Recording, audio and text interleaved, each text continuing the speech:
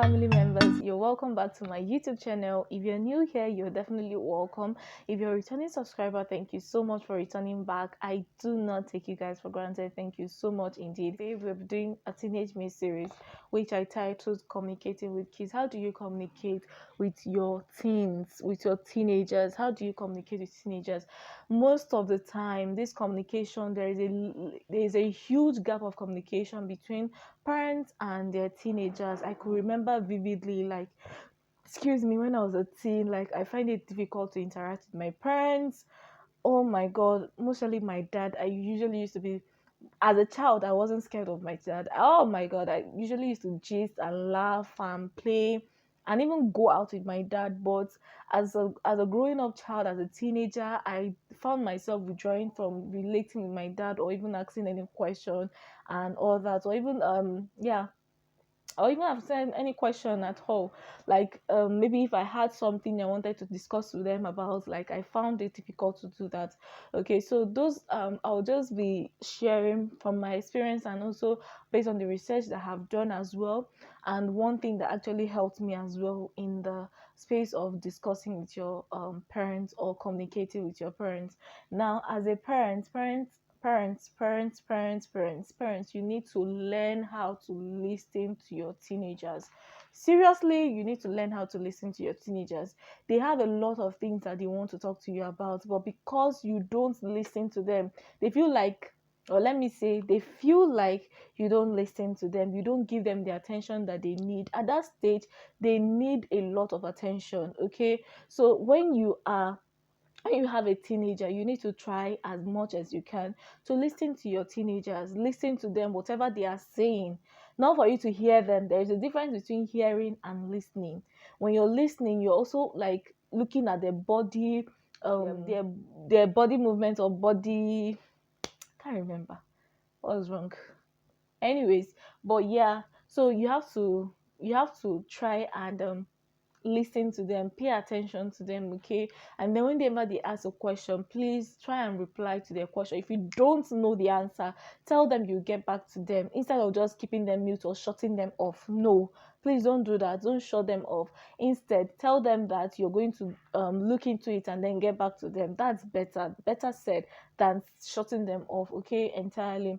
Then also have a welcoming attitude to receive their questions. Just like I said, whenever they have questions, please have an attitude where they can easily come to you and ask any question at all that they feel they are having doubt. Because nowadays, like, they have friends, they have internet that they can easily ask questions and they can receive their information like at the tip of their fingers. So, and there are a lot of peer pressure. So if you're not there or available for you to listen to their questions, like, just forget about it. Okay, so and then the next one is have an open mind. As a parent, try as much as you can to have an open mind. Don't be closed up. Don't be closed up, like, so traditional that, yeah, don't be. A lot of teenagers are involved in relationships, and that is why we have teenage pregnancy and all that.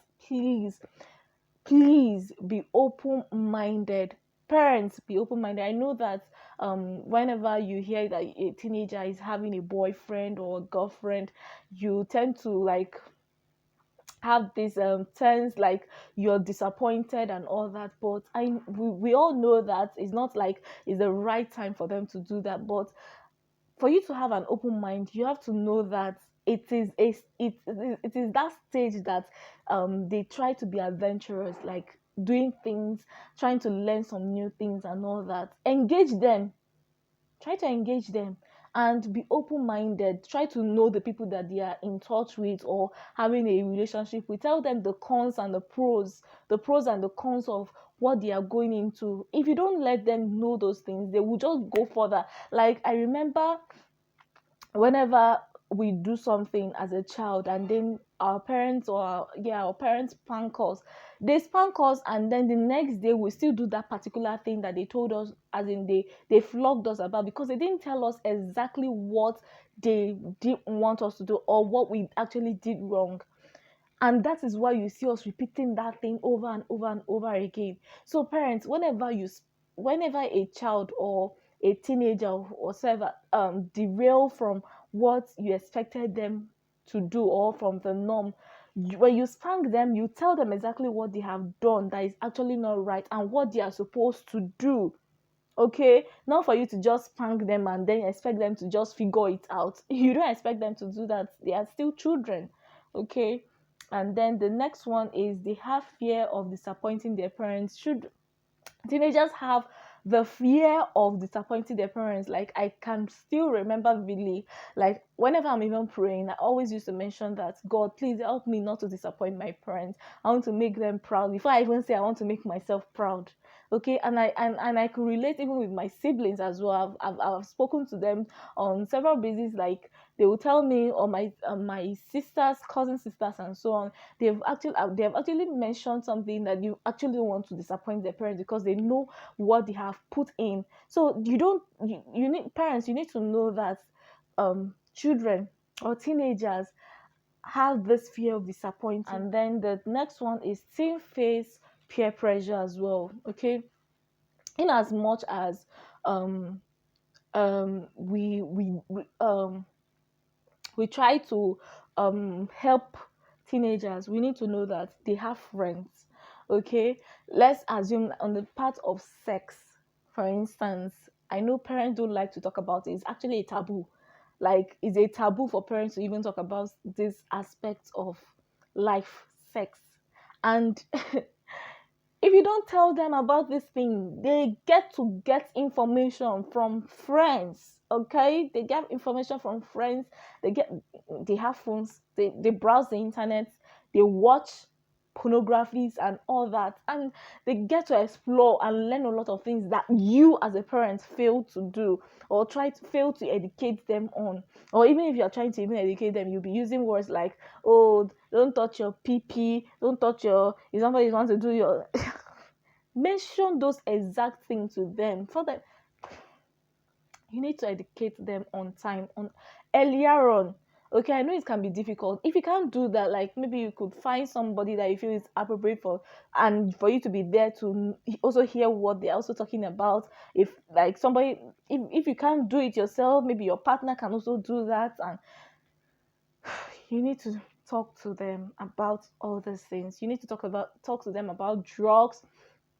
You need to talk to them about sex. You need to talk to them about life, career wise, stuff like that. You need to talk to them. Okay, and then talk and advise your teen. It's part of what I've actually said. You need to talk and advise your teen, not to impose your decision on them. No, you're basically just there to advise them. It's left for them to now do, like, if they wish to take that advice, fine. If they don't, they receive the consequences of their action, and then I believe that they will retrieve back to. And whenever they, like, just like the prodigal son, whenever they notice that they have actually gone wrong, please, parents, be there to receive them and, like, put them aright. Okay, redirect their footsteps, like show them the path that they are supposed to go.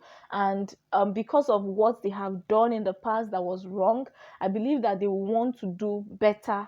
Wrong, then get feedback from your team whenever you're whenever you're having a conversation with your teen or your teenagers. Always try to listen to them and get their own feedback. One thing that we do, even in my family, my parents with my parents, like, I remember, is it like, well, I remember, like, in two or more than two or three times or so, that we've actually held a meeting and everybody was able to, like, bring out their opinion. Like, we're able to, like, speak up and, like, speak our mind, like being open, like saying the things that are bothering us, what we feel like our parents have actually done wrong, the decision that they are imposing us to, and all that.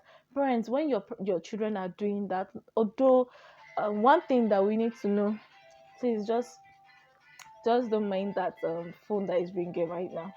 Oh, let me see. Okay, so I've actually lost my thoughts. What was I talking about? try to get their feedback. I think that's what I was talking about. So try and get their feedback. When you guys are interacting, like, yeah, tell them your own opinion of things. Yeah, and then listen to them even when they are sharing their own opinion of things. And please, um advise them where you feel like you need to advise them. That is basically what you're there for as a parent. Okay, and then the next one, learn to appreciate them. Parents, we fail to do this a lot of time. Parents, you fail to do this a lot of time. Try as much as you can. Whenever your child yeah, whenever your child does something right, please appreciate them. Tell them well done. Just like the way whenever we whenever your children like do well in school, you kill chicken for them, they will chop chicken and jollof rice and all that. Ah, that time you'll be struggling to like do well in school, because you know that when you do well and you'll be promoted to the next class, you will chop chicken that day. Like, yeah, so try and children don't tend to forget that kind of thing so easily. So try and do that. Create an atmosphere where you can appreciate your children whenever they do so. Oh, well done, you did well, I'm so proud of you.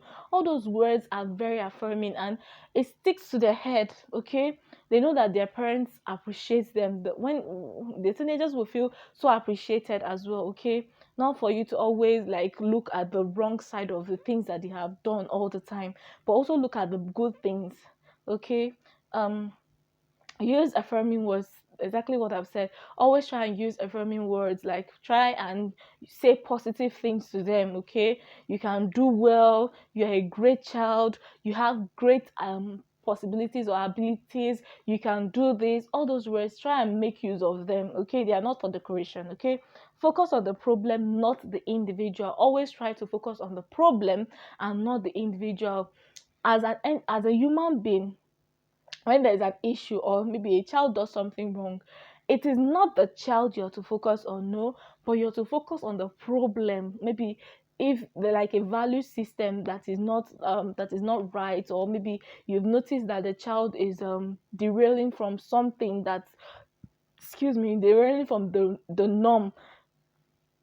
You're not to focus on the individual, you're not to focus on the child, but you're to focus on the problem, to deal with the problem from the roots, the root cause of the problem. Okay, and then learn to apologize. Parents, you guys need to learn to apologize at home. Please learn how to apologize. Children are watching. No, it is what, just exactly like you and your partner now. Maybe you offend your partner. You expect your partner, you offend your partner expects you to apologize to them. That's exactly how your children also feel. Whenever you offend them, they expect you to apologize to them, not for you to, oh, I'm the father, I'm the mother. Please put your shoulder down. We know that you're the father, you're the mother, but please, once always try and apologize to your parent, to your children. Like, I don't know, but I can vividly remember 1,000 times of once something. I think once there was a time that something happened. Like thinking back right now, like something happened. My dad flogged me, and he flogged me like of something I actually didn't do, and like I can still remember really up till now exactly what happened, and him flogging me and all that.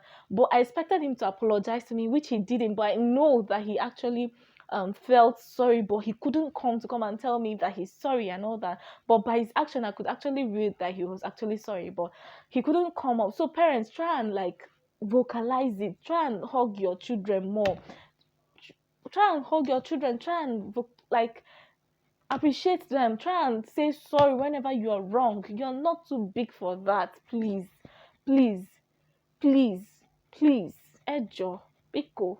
I hope this video meets you guys well, and it's also help you to enlighten you, to broaden your horizon. Okay, and before I even end this video, I want to also mention that if you're also finding it difficult, or maybe your parents are this traditional like you can try another method by writing letters. If you feel like there's still like this huge gap of communication, you'll be writing letters and send, and then receive their feedback, explain your things in details and all that. That will actually go a long way. Okay, thank you guys so much for watching. If you did enjoy this video, please give it a thumbs up and share this video as much as you can. Thank you so much for watching. I love you guys from the depth of my heart.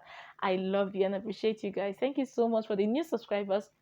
I love you guys. Do have a nice day. To my old subscribers as well. Bye. Thank you. Bye.